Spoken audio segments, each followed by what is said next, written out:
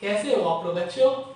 तो आज के इस वीडियो के साथ हम लोग स्टार्ट करने जा रहे हैं अपना मैकेनिक्स का एक new branch, that is dynamics. इससे पीछे हमने क्या पढ़ा? काइनेमेटिक्स, जिसमें मोस्टली हमने बात की relative motion and projectile motion की। आज आज का चैप्टर हमारा क्या है? Laws of motion. तो वो किससे डिराइव हुआ है? तो पार्ट 3 दैट इज डायनामिक्स। तो सबसे पहले समझते हैं कि ये डायनामिक्स होता क्या है। तो हमने पढ़ा है कि ये मैकेनिक्स का ब्रांच है। मैकेनिक्स मतलब क्या? जिसमें हमें रेस्ट या फिर मोशन का स्टडी करना होता था। तो इसका पहला ब्रांच होता था क्या? स्टैटिक्स, ये सारा हमने समझा था। दूसरा काइनेमेटिक्स, ये हमने इससे पीछे पढ़ा था। And now third is dynamics. So statics क्या होता था कि जब बॉडी रेस्ट पे हो तो उसकी स्टडी करते थे। काइनेमेटिक्स क्या होता था? बॉडी मूव कर रहा होता था, लेकिन उसके मूवमेंट के रीजन को हम लोग नहीं पढ़ते थे। मूवमेंट पढ़ते थे बट रीजन नहीं पढ़ते थे। ये पीछे हमने डिस्कस किया है। Without taking factors in account, taking factors in account. Now third dynamics. अब हम लोग इस पे आ चुके हैं। कैसे आ चुके हैं अब समझते हैं। तो डायनामिक्स का अगर हम डिफाइन की बात करें तो डायनामिक्स क्या है? Dynamics is study of motion. Motion पढ़ना होता है इसमें। काइनेमेटिक्स में भी मोशन ही पढ़ना था कि बॉल जा रहा है, कार भाग रहा है, ये सब पढ़ रहे थे हम लोग काइनेमेटिक्स में। डायनामिक्स में study of motion without taking factors in account. Sorry, ये किसका होता था? ये होता था काइनेमेटिक्स का। इसमें होगा taking factors in account. Sorry, without इसमें लगना है। तो इसमें study of motion of an object taking factors in account. Account मतलब खाता। मतलब जब आप कॉपी में लिखते हो, कोई क्वेश्चन रहता है तो डेटा लिखते हो ना कि S V U A T सब दिया हुआ है, तो उसमें हमें उस खाते में वहां पे हमें उसके फैक्टर को भी मेंशन करना होता है। नाउ ये फैक्टर कौन है? Who is this factor? So this factor is force. तो अभी तक जो हमने पढ़ा था, आपने प्रोजेक्टाइल पढ़ा और रिलेटिव मोशन पढ़ा, वहां कहीं भी न्यूटन का जिक्र नहीं आया कि इतना न्यूटन लगा, इतना न्यूटन नहीं। लेकिन फैक्टर मतलब फोर्स। अब देखो, कोई भी चीज चल रही है या फिर कोई रुक रही है, ऐसे चल रहा है, उसको रोकना है तो हमें फोर्स लगाना होगा, या उसे और स्पीड करना है तो और फोर्स पीछे से लगाना होगा। ऑलराइट, तो वही होता है हमेशा फैक्टर मोशन का या फिर रेस्ट का। तो फैक्टर इज व्हाट? फोर्स। और इसी को हमें इस चैप्टर में पढ़ना है। किस चैप्टर में? न्यूटन्स लॉज ऑफ मोशन में। Newton's laws of motion. तो हुआ क्या था ना कि फोर्स पे जो स्टडी किया गया वो न्यूटन के द्वारा किया गया। ओके, और न्यूटन साहब ने फोर्स को 3 लॉ के हेल्प से इन्होंने डिफाइन किया, 3 लॉज की हेल्प से। तो आज की वीडियो में हम लोग वही 3 लॉज को डिस्कस करेंगे। ठीक है, तो ये मैं हटाऊंगा न्यूटन्स लॉज ऑफ मोशन। तो आप लोगों को भी बहुत पहले से पता होगा, 9th में भी ये सब होगा कि न्यूटन के कितने लॉ? 3 लॉ होते हैं। तो सबसे पहले आते हैं न्यूटन साहब के फर्स्ट लॉ पे। न्यूटन्स फर्स्ट लॉ क्या बोलता है? ये फर्स्ट, चलो मान लो आप अपने घर गए, गांव गए, कहीं भी गए और किसी ने आपसे पूछ लिया कि बेटा बताओ, पढ़ के बहुत अच्छे से बाहर से आए हो, न्यूटन साहब का पहला लॉ क्या था? तो आपको भी बहुत चौड़े में क्या बोलना है कि Newton's first law defines inertia. Newton साहब का पहला लॉ इनर्शिया को डिफाइन करता है। ठीक, इतना बोल के आप चुप हो गए मजे में। उसने कहा क्या इनर्शिया? तब आप डर लिए। अब मैं बताता हूं कि इनर्शिया क्या होता है। अब इस पे लंबा सा डायलॉग। इनर्शिया, इनर्शिया को अगर डिफाइन करें तो बाकी बात आपको समझ में आ जाएगी। Inertia is inability to change state of body. या इस तरीके से नहीं तो बहुत, inertia is inability of a body to change its state. Inability of a body to change its state. Its मतलब अपने state। ये सीबीएसई वालों के लिए परफेक्ट सा डेफिनेशन बन जाता है। तो इनएबिलिटी मतलब जो आपके हाथ में ना हो, आप इनेबल, मैं आपको बोलूंगा अब जाके कोरोना को मार दो, नहीं मार पाओगे, इनेबल। हाँ, तो ये आपके हाथ में है नहीं कोरोना को मारना, आपके हाथ में क्या है, आपसे सेफ रहो, आप सैनिटाइजर यूज करो, मास्क यूज करो। तो वही होता है इनएबिलिटी कि आप इनेबल हो करना। तो फिजिक्स के हिसाब से आप भी अपना स्टेट, अब स्टेट में कौन आता है, स्टेट में आता है आपको पहला मोशन, रेस्ट, फिर मोशन और फिर डायरेक्शन। समझेंगे अभी बारीकी से समझेंगे इनको। तो फिजिक्स और न्यूटन साहब का पहला लॉ यही बोलता है कि आप अगर चल रहे हो तो चलते रहोगे, आपके हाथ में नहीं है रुकना। रुके हुए हो तो रुके ही रहोगे, आपके हाथ में नहीं है चलना। मतलब आप मान लो आप ऐसे बैठे हो, ठीक है, मैंने कहा अब तुम चलो, तो क्या आप आंख बंद करोगे और चलने लगोगे? नहीं, आपको क्या करना होता है, अपने इनर्शिया को ब्रेक करने के लिए एक एक्सटर्नल फोर्स लगाना होता है। तो यहां से अब जुड़ क्या जाएगा, until an external force acts on it। जब तक एक एक्सटर्नल फोर्स नहीं लगाओगे जमीन पे, आप जब तक ताकत नहीं लगाओगे तब तक आप मूव नहीं कर सकते हो। ऐसा नहीं होगा ना कि सोचोगे कि मुझे मूव करना होगा, आप मूव करने लगोगे, ठीक है। अगर ऐसा होता तो फिर आप ह्यूमन नहीं होते, ठीक है, तब आप भगवान होते, ऋषि मुनि जो पहले वाले आते थे वो होते, कि आपने सोचा और चलने लगे। यानी आपके अंदर आप एबल हो, इनेबल नहीं, एबल हो इनर्शिया को ब्रेक करने में, अपना स्टेट चेंज करने। अगर आप इनर्शिया फॉलो कर रहे हो तो यू आर अ ह्यूमन, ठीक है। तो ह्यूमन का भी डेफिनेशन आ गया। तो ये चीज था। अब इनर्शिया जो होता है तीन तरीके का होता है, और तीनों हम लोग समझ लेंगे एक एग्जांपल से। मान लो अपने पास ये एक बस है और बस में बैठे हैं दो लोग। ये एक बस, इसमें ऐसा दो लोग या एक लोग बहुत अच्छे से ऐसा पैर फैला के बैठे, ठीक है, पेट निकाल के पैर फैला के बैठे हुए बस, ठीक। बस अभी रुका हुआ है, ये बस अभी रुका हुआ है।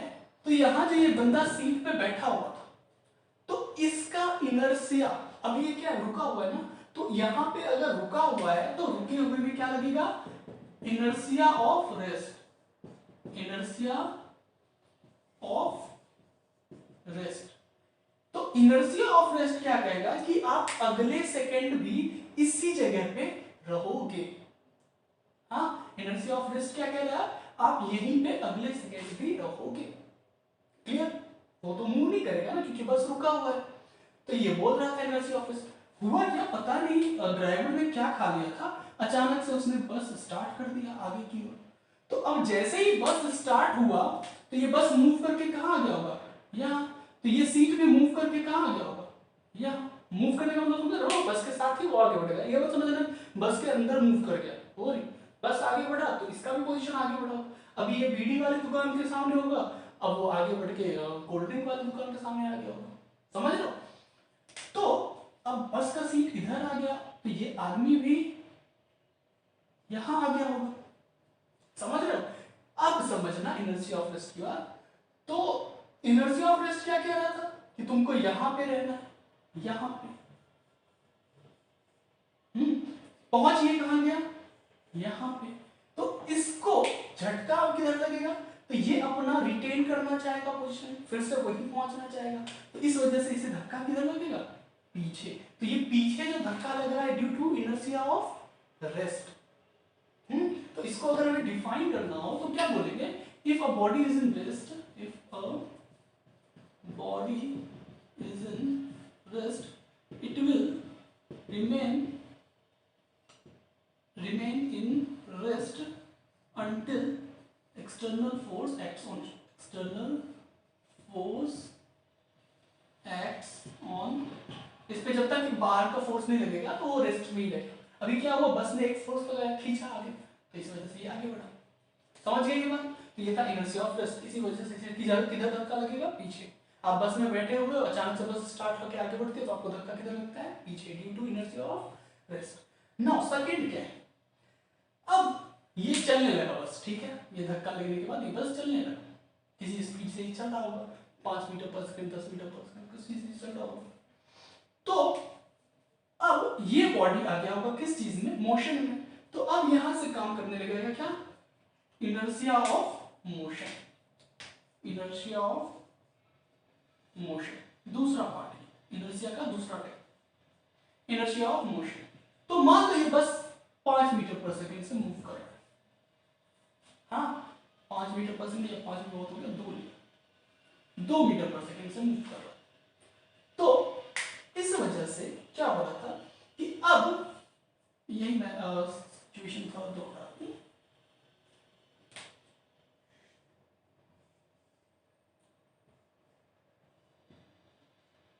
अब क्या है कि ये आगे बढ़ रहा है, तो बस में बैठा आदमी भी साथ में जा रहा है। तो इनर्शिया ऑफ मोशन क्या बोल रहा था कि सर आप अगले सेकंड में यहां कहीं रहोगे, समझ रहे हो, आप यहां कहीं रहोगे, ठीक, वो आगे बढ़ जाएगा 2 मीटर ऐसे करके। लेकिन अचानक से फिर कुछ डॉग या फिर कुछ सामने आ गया और बस वाले ने क्या किया, ब्रेक अप्लाई कर दिया। अब जैसे ही ब्रेक अप्लाई किया तो ये कहां, यहीं पे रह गया ना, ये बस तो आगे बढ़ा नहीं, बस आगे बढ़ा नहीं, तो ये यहां था और यहीं रह जाएगा इसका पोजीशन, तो यहीं रह गया। लेकिन इनर्शिया ऑफ मोशन कह रहा था कि तुमको यहां होना चाहिए था, क्योंकि बस चल रहा था। तो इनर्शिया ऑफ मोशन कह रहा था तुमको यहां रहना चाहिए था, लेकिन ओरिजिनल में ये यहां है। तो इनर्शिया की वजह से क्या होगा, ये अपना पोजीशन रिटेन करना चाहेगा, तो इसे आगे की ओर क्या लगेगा, धक्का, किधर लगेगा, आगे की ओर, क्यों, due to inertia of motion, तो इसको आगे की ओर धक्का लगेगा। डेफिनेशन क्या बनेगा इनर्शिया ऑफ मोशन का, if a body is in motion it will remain in motion until external force acts on it. जब तक आपको बस ने ऐसे रोका नहीं तब तक आप रुकोगे नहीं, इनेबल। आप दौड़ते भी हो तो दौड़ते दौड़ते अपने आप को रोकना होता है, तो क्या आप उनके सोच के रोक जाते हो, नहीं, आप अर्थ पे क्या करते हो, अपोजिंग फोर्स लगाते हो, क्लियर है, तो यही चीज है। ये हो गया इनर्शिया ऑफ मोशन, ये होता है सेकेंड टाइप। अब थर्ड टाइप, अब थर्ड टाइप में आपको ऐसे प्रैक्टिकली समझा देता हूँ। जैसे यही बस ये सीधा जा रहा था, बहुत अच्छा, तो ये ऐसे बस सीधा जा रहा था, तो बस सीधा जा रहा था तो इसमें बैठा आदमी भी सीधा ही जा रहा है। तो इसका इनर्शिया ऑफ डायरेक्शन क्या कह रहा है कि अगले सेकेंड अभी तुम अभी यहां पे हो, अगले सेकेंड में तुम यहां हो, यानी इस डायरेक्शन में। लेकिन अचानक से अब ये बस क्या हुआ, इधर घूम गया, हाँ बस क्या हो गया, वो इधर चला गया, घूम गया ऐसे। तो अब बस जैसे ही ऐसे घूमा तो बस को होना किधर चाहिए था, इधर, और बस घूम गया किधर, इधर, समझ रहे हो ना, बस को होना चाहिए था इधर, यानी उस बंदे को यहां पे होना चाहिए था, लेकिन वो पहुंच कहां गया, बस जिस जैसे इस तरफ घूम गया बस, तो वो पहुंच कहां गया, यहां पे। तो अब यहाँ इनर्शिया ऑफ डायरेक्शन काम करेगा कि तुमको तो यहाँ इस डायरेक्शन में होना चाहिए था, तुम इधर क्या कर रहे हो, वापस आओ, फिजिक्स की अवहेलना मत करो। तो इसको क्या होगा, इधर की ओर धक्का लगेगा, इधर की ओर। ये एंगल बहुत आसानी से निकाला जाता है, इसमें कोई बड़ी बात नहीं, ठीक है। तो ये इधर की ओर से क्या लगेगा, धक्का, इसी को हम लोग कहते हैं इनर्शिया ऑफ डायरेक्शन। मतलब जिस डायरेक्शन में आप चल रहे हो आपका बॉडी इनेबल है अपने आप को चेंज करने। तो होता है ना, जब बस ऐसे घूमता है तो आपको इधर की ओर धक्का लगता है, और ऐसे घूमता है तो इधर की ओर अपोजिट हमेशा धक्का लगता है, समझ में आ रहा है। तो वो होता है due to inertia of direction. तो इनर्शिया ऑफ डायरेक्शन को क्या डिफाइन करोगे, if a body is moving in particular direction it will remain move in that direction until an external force acts on it. Until an external force acts on it, यही important, समझ रहे हो, कि जब तक बाहर का एक फोर्स नहीं लगेगा तब तक वो चीज नहीं हो सकता, क्लियर है। तो अब मैं इनर्शिया आप समझ गए, तो इनर्शिया आप जब समझ गए तो एक लास्ट पॉइंट और मैं इसमें आपको बोल दूं कि इस लॉ के थ्रू उन्होंने किस तरीके से फोर्स को डिफाइन किया। तो उन्होंने बोला, अगर आपको क्वेश्चन मान लो बोर्ड वाले को, हाँ बोर्ड वाले को अगर क्वेश्चन आ गया कि भाई साहब बताओ फर्स्ट लॉ से फोर्स को डिफाइन करो, ये तो आपने इनर्शिया डिफाइन कर दिया ना पूरा, फर्स्ट लॉ से फोर्स को डिफाइन करो, तो आप क्या बोलोगे, force can break inertia of a body, ठीक है, बोर्ड वालों के लिए मैं बोल रहा हूँ। ये ऐसा लिख दिया, उसके बाद सेकेंड लाइन में अब इनर्शिया यहाँ लिखा था ना, इनर्शिया बोलोगे, that is force can change, force can change state of body, state of body. अब और अगर बोर्ड में क्या होता है ना, बोर्ड में आपको बहुत पेज भी बढ़ना रहता है ना, तो और अच्छे से आप लिख सकते हो स्टेट को आगे बढ़ा के, that is state of motion, state of rest, state of direction. Point wise हमेशा लिखने का, ठीक है, कहानी बनाते हैं फिजिक्स में, ये नियम है, ध्यान रखना। समझ में आ गया? ये अपना न्यूटन्स फर्स्ट लॉ हो गया खत्म।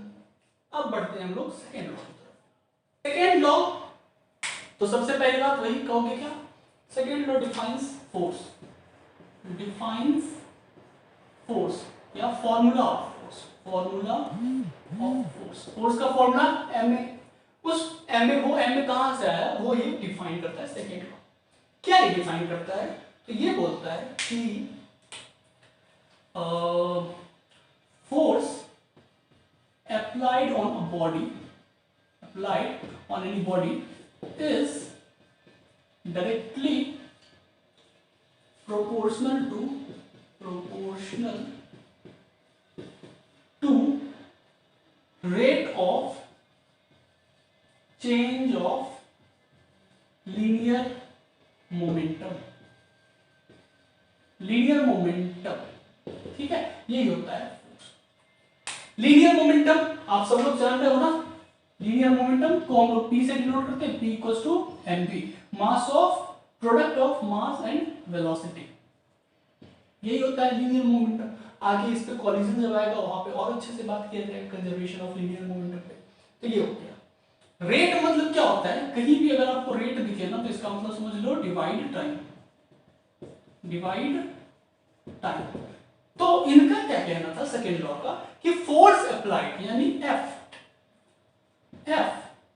Is directly proportional to rate of change of linear momentum, मतलब P बाय T,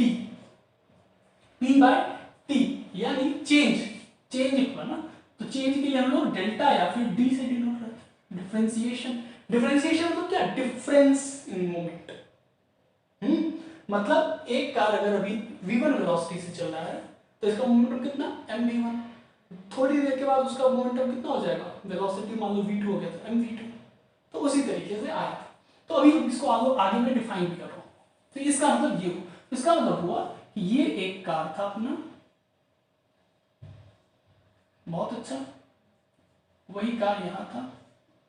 अभी इसका वेलोसिटी v2 हो गया, पहले इसका वेलोसिटी v1 था। हाँ, मास यहाँ पे क्या है कार का, कांस्टेंट, ऐसा तो नहीं है ना कि चल रहा है और टूटता जा रहा है।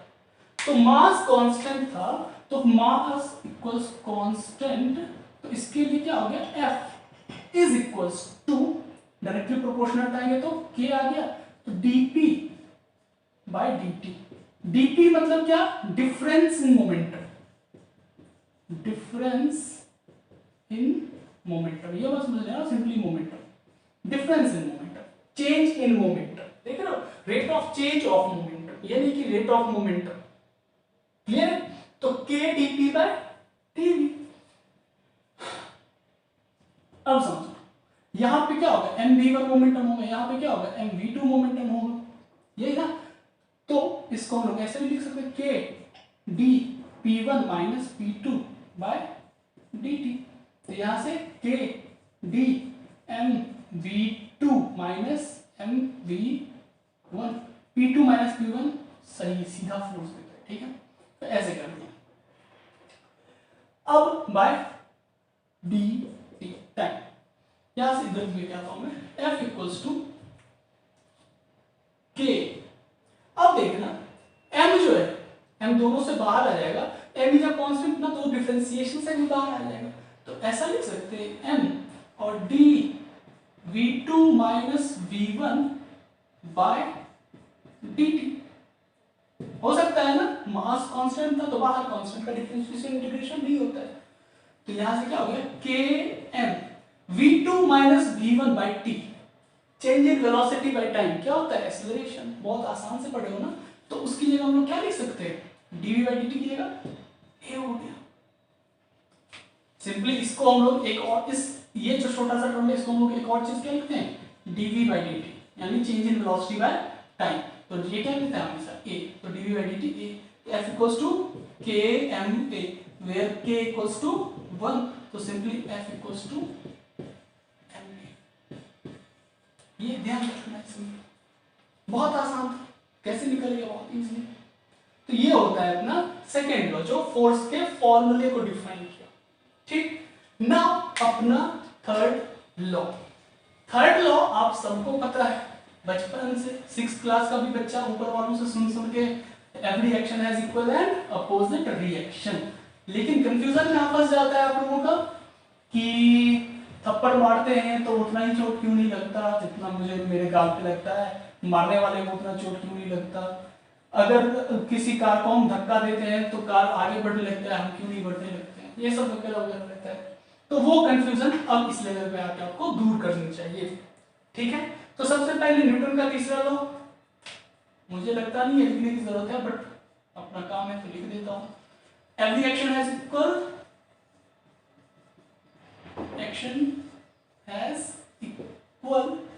And opposite reaction. राइटिंग में प्लीज मत जाना, ठीक है।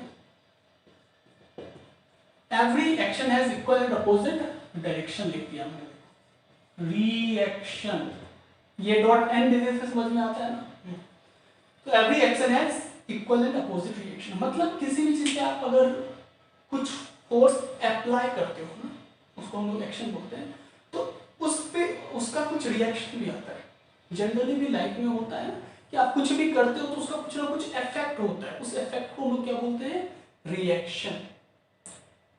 तो जैसे सिंपल सा, अगर एक कोई भी ऑब्जेक्ट अर्थ पे ये ऐसा रखा हुआ है, क्यों रखा हुआ है, तो अर्थ पे ये नीचे फोर्स लगा है। अगर अर्थ इस पे ऊपर फोर्स ना लगाए, समझ रहे हो, ये अर्थ है, इस पे ये ऑब्जेक्ट ऐसे रखा हुआ है, अर्थ पे ये नीचे की ओर क्या लगा रहा है, mg फोर्स लगा रहा है। अब अगर अर्थ इस पे ऊपर फोर्स ना लगाए तो ये अर्थ के को लेके क्या हो जाएगा, नीचे चला जाएगा। हो सकता है। जैसे अगर आपको एक प्लास्टिक दे दिया, उस पर मैंने भारी सा ऑब्जेक्ट रख दिया, तो वो क्या करेगा, प्लास्टिक के साथ नीचे आ जाएगा, संभाल नहीं पाता ना, अपना फोर्स लगा नहीं पाता है। तो वो चीज है। तो इसी वजह से अर्थ भी सेम इक्वल एंड अपोजिट, उतना ही फोर्स अपोजिट डायरेक्शन में लगाता है। क्लियर है? Now the question is the confusion. जिस कंफ्यूजन की हम बात कर रहे हैं, जैसे अभी मैंने बताया कि वो जो प्लास्टिक था वो भी तो उसने उतना ही फोर्स लगाया होगा ना, हमने mg लगाया। अब यही अर्थ की जगह, अर्थ ये अर्थ है, यहाँ पे हमने एक प्लास्टिक लगा दिया, और प्लास्टिक पे यही ऑब्जेक्ट को हमने ऐसे करके रख दिया। अब इसका मास है कुछ, वही m, तो ये नीचे क्या लगाएगा, mg, ग्रेविटी लगाएगा ना। तो इस प्लास्टिक ने भी तो mg का अपोज किया होगा इक्वल एंड अपोजिट के साथ। तो जी हाँ, इसने किया, समझ रहे हो। तो आप कहोगे किया तो फिर ये नीचे कैसे आ गया, क्योंकि mg तो इसके ऊपर, इस पे ऊपर लगा था। तो यहीं पे कंफ्यूजन है। देखो mg ये जो है ना, ये प्लास्टिक, इसने इस पे लगाया फोर्स, इस पे फोर्स लगाया, कितना लगाया, mg ही लगाया, mg ही लगाया। बट कंफ्यूजन क्या है कि ये फोर्सेस एक दूसरे को कट नहीं करते, ये फोर्सेस एक दूसरे को कट नहीं करते। ये बात समझो ध्यान से कि इस पे तो ये ऐसे नीचे mg लगा, क्लियर है। दूसरा ये इस पे mg नीचे लगा, इसने mg इस पे लगा दिया, इस पे, समझ रहे हो। तो इस पे लगाया, लेकिन इस पे ये जो अपना प्लास्टिक है, इस पे तो mg ही नीचे लगता रहा ना, इस पे तो कोई ऊपर mg नहीं लगा ना। क्लियरली कंफ्यूजन दूर हो रहा है। ये जो प्लास्टिक है, इस पे तो mg ही सिर्फ लगा ना नीचे, इसके द्वारा जो रिएक्शन फोर्स था वो तो इस पे लगा, इस पे कोई रिएक्शन फोर्स लगाने वाला था नहीं। तो इस पे mg लगता रहा और इसका उतना वो कैपेसिटी नहीं था कि वो उतना वेट संभाल पाए। तो ये क्या होता है, फाइनली टूट जाता है, फट जाता है, जो भी हो। क्लियरली है। तो इस वजह से जो मैं आपको बोल रहा था कि वो कट आउट नहीं होता है, उसका मतलब यही होता है ये कट आउट इस पे रिएक्शन फोर्स उतना नहीं लग पाया। तो ये होता है न्यूटन साहब का थर्ड लॉ। बाकी आगे तो हमारा थर्ड लॉ ही है, ठीक है, जो हम लोग वो पढ़ते हैं जितना भी फ्री बॉडी डायग्राम, वो सारा थर्ड लॉ का ही काम होता है। तो ये बात समझ गए। तो यही होता है अब reaction is equal and opposite reaction. Action is force जो हम लोग पहले लगाते हैं, एक्शन हमेशा पहले लगता है। फोर्स जो है ना, फोर्स के लिए एक और बात कही जाती है कि फोर्स हमेशा कपल में लगता है, फोर्स हमेशा कभी भी अकेला नहीं लगता, ठीक है। बाकी ये सब बात आगे और अच्छे से आप समझोगे। तो ये इतनी सी बात थी। नेक्स्ट लेक्चर जो हमारा होगा वो होगा किस चीज पे, इम्पल्स पे। बहुत ही अच्छा एग्जांपल है थर्ड लॉ। ओके, तो तब तक ये बेसिक्स बहुत अच्छे से समझ गए होंगे आप। बाकी अगर काइनेमेटिक्स वगैरह रिलेटिव मोशन देखना हो तो जो पीछे मैंने उसे बताया है वो देख लो।